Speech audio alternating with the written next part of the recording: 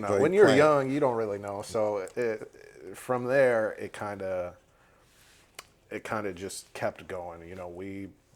We got some seeds a couple years later because back then it was hard. It was hard. Yeah, you Like you couldn't really. couldn't It you wasn't couldn't no find anything. wasn't no seed banks and No, you needed to know somebody. Yeah. So after a while, I want to say it started all meshing together. It was like 98, I was a freshman in high school. So that's when I started taking photography courses and got a camera. I had little disposables and stuff like that growing up, but that's not really much. So that was when the school gave me the camera. I was about to use ask you and, that. Was that back when we actually had like support in the schools for like trades and Yeah, shit? yeah. Because I graduated in '99, and we had a whole vocational. They still have it. I went to Suiton. Yeah, yeah. The schools back then had a lot more support, like home ec, photography, auto body, and things of that Yeah, nature. like woodworking, all that, like carpentry, car yeah. stuff. Like you could basically do anything. I knew kids who were leaving to go to the trade part, and they were getting into like plumbing and Yep. like all that type of stuff. Yeah. So yeah, it was. I was lucky.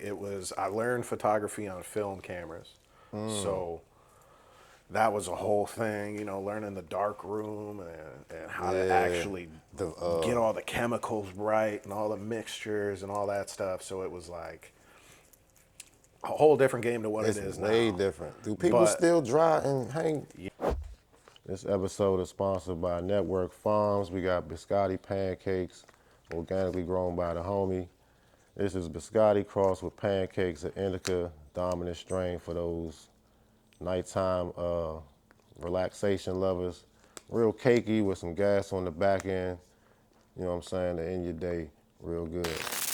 So yeah, when I was in high school, that was when they gave me a camera to take home. I can't even remember what it was, but I remember taking home a camera, and first thing I did was go to our little spot that we had, and I started taking pictures, and then realized like, shit, I'm gonna have to take these to school and develop it. So then I started taking pictures of like random like people and cars just to mix it up, like. So So I that didn't- wasn't the first one to pop up. Yeah, Like, what is this? I don't know. Just kind This of is- mix it in yeah, there a it's- little, but it was good. It was cool. But that was where it kind of combined because at that point, freshman year, that's when it's like freshman into sophomore year. That's when I started kind of like realizing there's Some potential. some potential and people kind of want weed, but then where I was, they knew it was around, but they didn't know anybody to get it. And I was Yeah. like, I can be that man. I can feel the void. So, yeah, I think it was like my sophomore year. I was at a Tom Petty concert, and we met this older guy. He total hippie dude, like just big old gray beard, big gray hair, just wore like overalls, and we were just smoking and talking with him, and we were telling him we were growing and trying to figure it out a little more, and he was like, "Well, I'm from Canada because I'm originally from Buffalo." So Hey, upstate. that's right on the border there. And he was Upstate. like, "Yeah, if you want to come up to my farm, like, I'll show you some things." And we were like, "Oh, okay." So from that point, that's when stuff really kind of took off. That was the guy who kind of set a lot in motion for my life. Because we went up there and this guy had like a legit farm. Like he was probably about an hour and a half north of Toronto. So we were like up there. There's like nothing up there. It's just woods. Upstate New York and the Yeah. mountains of Virginia is where a lot of them old school growers kind of like migrated from. A lot of them ended Yeah. up going out west and other areas where the laws were more lenient for what they was doing or whatever. Yeah. But that's a common story line or narrative that I've heard from a lot of people who've talked to or been around Yeah. old heads in the game. You know what I'm saying? Yeah, it was, and it's fun. Like when we went up there, we started. That was the first time I saw like proper plants. And Yeah. I was like, oh, okay, this is real. Like this guy's really growing some. He was only growing 2 strains. He was growing Northern Lights and White Widow, and So that's what we were growing. We would go up there. He had his whole outdoor little setup, but then he had an indoor setup too. What kind of lights was he using inside? So here's the thing. So we were never allowed inside. Oh, Because that was his hydro grow. That was Yeah, that was when that's everybody the was good still shit. calling it hydro. Yeah. So we were just the kids out in the field, just Gotcha. plucking leaves and doing all doing the maintenance and yeah, figuring doing the little maintenance all the jobs. shit. He wasn't the big But shit. he didn't let us inside, so we didn't. We just knew it coming out. We didn't.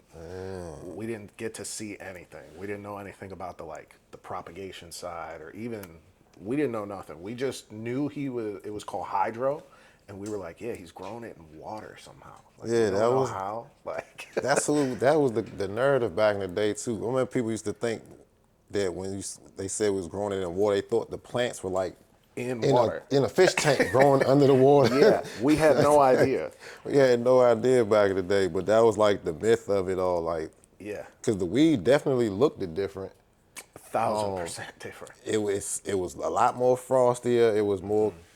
It was a more. It more, had more of that bag appeal is what we call it. Chunkier, good, dense flower. Mm-hmm. Where the outdoor flower we were growing was still good, but it It wasn't. didn't look the same. Nah. You know what I'm Outdoor saying? flower, you can make it look good if you really know what you're doing for sure. Yeah. But the indoor flower looked so much better. But he never told us about none of it. We wasn't. weren't allowed inside. Nothing. He had it was like a little shack that he put a fridge in there and put like water and shit in there for us. And that's where we could go. God damn. Yeah. He's treating y'all like some Murder Mountain employees out this junk. Yeah, he was nice. Like he was cool about it. He just said like, don't come in my house. We got limits here. Yeah, exactly. And then we kind of. Biscottis. Oh, okay. Very nice. I ain't even got a lighter. I ain't mean to cut you off. No, you're good. You're good. So that was when stuff really started taking off. Because from there, I don't know how much I want to say. I don't want to incriminate myself too much, but Statute of limitations. Think it through. yeah. I don't even know what it is. Shit. I'll just say allegedly. Allegedly. Yeah. From this point, this is just a story. Yeah. So allegedly, I had heard. Yeah. So we became little kind of like mules. He needed to get it back to Buffalo, essentially. Yeah. And knew we were in Buffalo, just didn't know how to do it. So we found a spot where you could cross, and Everything worked out. everything worked out pretty well for a pretty decent amount of time. We had a little spot up in Buffalo, a little club that they were pretty open to us just being in there, doing our thing. So that was cool. But up on his farm, that was when I started. I didn't take the school camera. I would take little disposable cameras up there, snap some photos, and then this was back when you had to take it to like CVS or like Get it developed. Walgreens. Yeah. So we would go up there and I'd be taking photos and stuff, and then we'd be like, let's like hope for the best. Like take it to CVS, drop it off. Hope and- nobody reports it or yeah, they like just because develop you never it knew. around they been. Yeah, you really didn't. Yeah, you didn't know. And back then in New York, it was pretty rough. It was was- still like stop and frisk was still going on. So like And the penalties for it was severe as hell. That's It why a was the lot of them Rockefeller. started moving out west. yeah, it was the Rockefeller drug law. So if you got caught with a joint or 50 pounds, it was the same. Same thing. shit. They didn't care. But I might have. I got some of the photos back, but I didn't get everything All back for sure. Some of them we went to pick it up, and they were like, "Yeah, we can't find it. Hold on." And we were like, "All right, dip. Yep." Yeah, left about as quick as we could. But yeah, that was when my photos for weed started. I wasn't really into it. I just thought it looked cool. Yeah. Because this was still, this is late Taboo. 90s, early 2000s. We didn't know about terpenes. We didn't know trichomes. We didn't know any of that stuff. We just knew it was a plant and it got us high, and we liked that because it made us mellow. So